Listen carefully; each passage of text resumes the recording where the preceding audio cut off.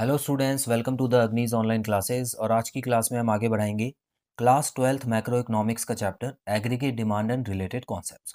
सो students, investment का topic चल रहा है अभी हमारा, और आज की क्लास में हम इन्वेस्टमेंट का टॉपिक खत्म कर लेंगे। लास्ट पॉइंट है जिसमें हम पढ़ेंगे डिटर्मिनेंट्स ऑफ इन्वेस्टमेंट।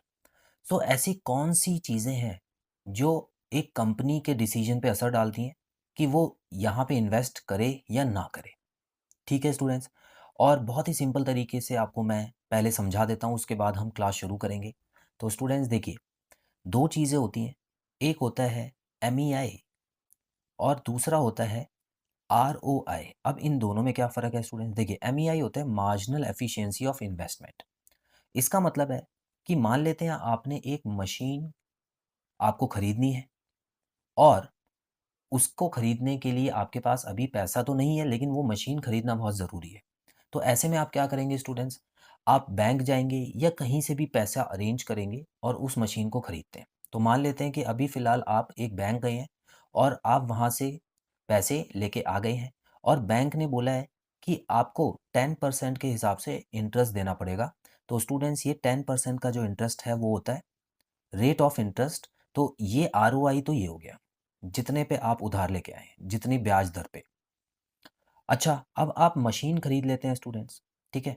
तो मशीन मान लेते हैं 1 लाख रुपए की थी, और 1 लाख रुपए की मशीन जो है वो आपको लाइफ टाइम में, मतलब ये वाली जो मशीन है वो लाइफ टाइम में कितना प्रॉफिट आपको कमा के दे सकती है। ठीक है? तो मान लेते हैं कि जो मशीन है वो आपको 10 लाख या 12 लाख का अमाउंट कमा के दे देती है, फॉर एग्जाम्पल। ठीक है? तो टोटल अगर आपको इतना पैसा वो कमा के दे देती है, ये आप अंदाज़े में करते हैं स्टूडेंट्स, ये कोई भी ऐसी चीज़ नहीं है कि पहले से ही पता होगा। ये एक अंदाज़ा होता है, क्योंकि पास्ट एक्सपीरियंस के हिसाब से होता है, और जो भी मैनेजमेंट का एक्सपीरियंस होता है, वो ये अंदाज़ा लगाते हैं कि कितना होगा। तो यहाँ पे जब आपने आपने इसका परसेंटेज निकाला तो 12% आता है। तो स्टूडेंट्स, यहाँ पर ज़ाहिर-सी बात है 12% का रिटर्न आपको मिल रहा है ना? तो 12% का जो रिटर्न है वो 10% के रिटर्न से ज़्यादा है। तो इसका मतलब है कि आपकी इनकम ज़्यादा हुई है और आपको देना कम है ब्याज के तौर पे। तो ऐसे में आप इन्वेस्ट करना पॉजिटिव समझेंगे। ये पॉजिटिव पॉइंट्स हैं इन्वेस्टमेंट के। लेकिन वहीं अगर इंटरेस्ट का अमाउंट ज़्यादा आ जाता और MEI का अमाउंट कम आ जाता, तो ऐसे में स्टूडेंट्स आप इन्वेस्ट करने से बचते, वहाँ आप कोई और मशीन देखते या कोई और प्रोजेक्ट के बारे में सोचते। तो बस इन दोनों के बीच में ही कंपैरिजन है, और वही आपके डिटर्मिनेंट ऑफ इन्वेस्टमेंट में पढ़ाया जाएगा।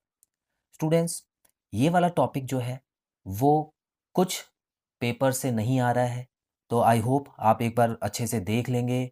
अपने टीचर से आप कंफर्म कर लीजिए कि ये वाला टॉपिक एग्ज़ाम में आएगा या नहीं आएगा। देखिए, बुक्स में तो दे देते हैं, लेकिन कभी नहीं आता है। तो आप ऐसे में अगर उनसे आप कंफर्म कर लें, और वो अगर मना करते हैं, तो आप इस वीडियो को स्किप भी कर सकते हैं। लेकिन इम्पॉर्टेंट टॉपिक है, ठीक है? जब भी ये आता था तो ये 3 या 4 नंबर का आता था। तो चलिए बढ़ते हैं स्टूडेंट्स। अब हम एक-एक करके दोनों के बारे में डिटेल में पढ़ लेते हैं। तो MEI मतलब मार्जिनल एफिशिएंसी ऑफ इन्वेस्टमेंट। देखिए स्टूडेंट्स, मार्जिनल वर्ड आता था जब भी एक और चीज़ आप खरीदना चाहते हैं, ठीक है? आपके पास एक मशीन पड़ी है, तो अगर आप उसको बेच के एक और नई मशीन खरीदना चाहते हैं, तो वो भी मार्जिनल में आ जाएगा। तो it refers to expected rate of return from an additional investment. जब भी आप कोई एडिशनल इन्वेस्टमेंट कर रहे हैं, मान लेते हैं कोई एक नई मशीन खरीद रहे हैं, तो उससे आपको कितना रिटर्न, कितना फ़ायदा मिलने वाला है, उसी के रेट को बोला जाता है MEI, जैसे कि मैंने आपको यहाँ पे बताया था। MEI में 2 चीज़ें होती हैं स्टूडेंट्स, इनके बारे में भी देख लेते हैं अच्छे से। तो MEI के 2 पार्ट हैं, जैसे कि आप यहाँ देख पा रहे हैं। पहला पार्ट है सप्लाई प्राइस। सप्लाई प्राइस है बेसिकली जितने में आप वो मशीन खरीद के लाते हैं, वही सप्लाई प्राइस होता है, ठीक है? देखिए, MEI है मतलब आपको ऑलरेडी उधार मिल चुका है, उसके बाद की बात हो रही है। तो यहाँ पे क्या लिखा हुआ है? Supply price, it is the price at which a new asset can be purchased. तो ऐसा प्राइस जिस पे नई एसेट जो है वो आप खरीद सकते हैं, ठीक है? तो वो हो गया आपका सप्लाई प्राइस, या रिप्लेस भी करा सकते हैं, दोनों काम कर सकते हैं।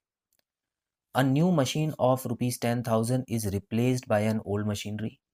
₹10,000 इज सप्लाई प्राइस। तो एक एग्जाम्पल के तौर पे बताया हुआ है कि अगर एक मशीन है पुरानी, जिसको बदल के आपको एक नई मशीन खरीदनी है, 10,000 रुपये आपके लगेंगे, तो वो 10,000 रुपये ही सप्लाई प्राइस हो गया। दूसरा पॉइंट है प्रोस्पेक्टिव यील्ड। अब यील्ड का मतलब क्या होता है स्टूडेंट्स? इसका मतलब होता है रिजल्ट्स। ठीक है, तो प्रोस्पेक्टिव मतलब अंदाज़ा, कि आपने कुछ अंदाज़ा लगा रखा है। तो it is net return expected from asset purchased over a life time. तो जो आप मशीन खरीद के लाए हैं, वो अपने पूरे जीवन में कितना रिटर्न आपको दे सकती है, कितना पैसा कमा के आपको दे सकती है, उसको बोलते हैं प्रोस्पेक्टिव यील्ड। और ये जो अमाउंट होता है स्टूडेंट्स, ये एक्सपेक्टेड होता है, मतलब ये ओरिजिनल वाला नहीं होता। क्योंकि जब आप मशीन खरीद के लाते हैं तो आपको पहले से ही नहीं पता होता कि कितने वो पैसे कमा के देगी। लेकिन हाँ, अंदाज़ा ज़रूर होता है, क्योंकि इतना एक्सपीरियंस हमारी मैनेजमेंट को होता है। ठीक है, तो इसीलिए प्रोस्पेक्टिव यील्ड का अंदाज़ा वो लगा लेते हैं। अब इसका भी एक एग्जांपल है, देख लेते हैं।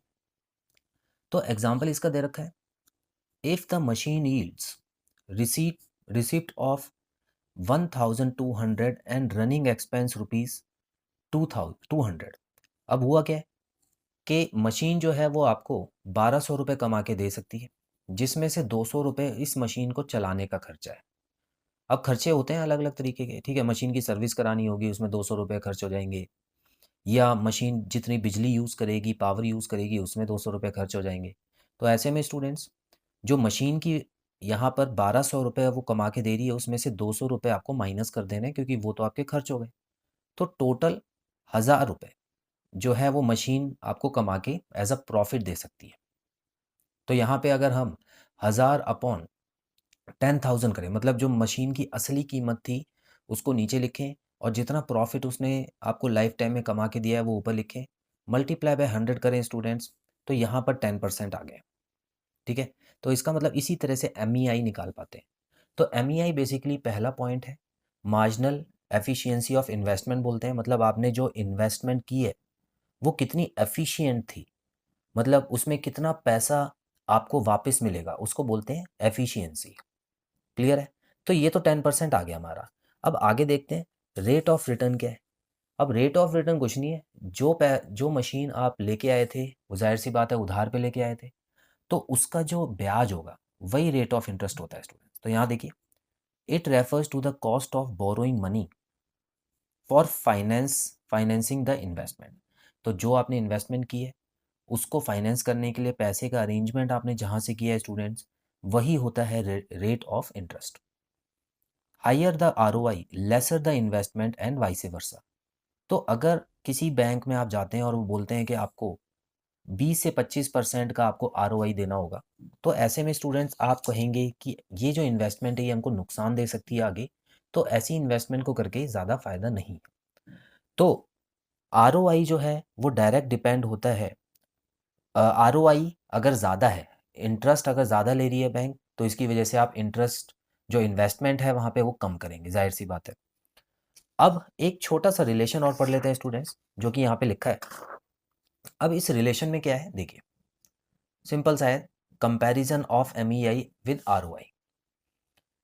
If MEI is greater than ROI, अगर एफिशिएंसी ऑफ इन्वेस्टमेंट ज़्यादा है, मतलब रिटर्न आपको ज़्यादा मिल रहा है और इंटरेस्ट आपको कम चुकाना पड़ रहा है, तो जाहिर सी बात है द इन्वेस्टमेंट इज प्रॉफिटेबल।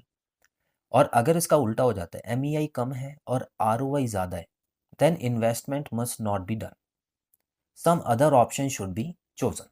तो यहाँ पर आप देख सकते हैं स्टूडेंट्स, ये रिलेशन है इन दोनों का। तो बड़ा ही सिंपल था। यही दो चीज़ें जो हैं वो किसी भी इन्वेस्टमेंट पे असर डालती हैं, इसमें आपको बहुत ज़्यादा पॉइंट्स याद करने की ज़रूरत नहीं है। तो स्टूडेंट्स, आई होप इन्वेस्टमेंट का क्लियर हो गया है आपको पूरा टॉपिक। सो बहुत जल्द मिलते हैं अगली क्लास में नए टॉपिक के साथ। Till then, bye bye.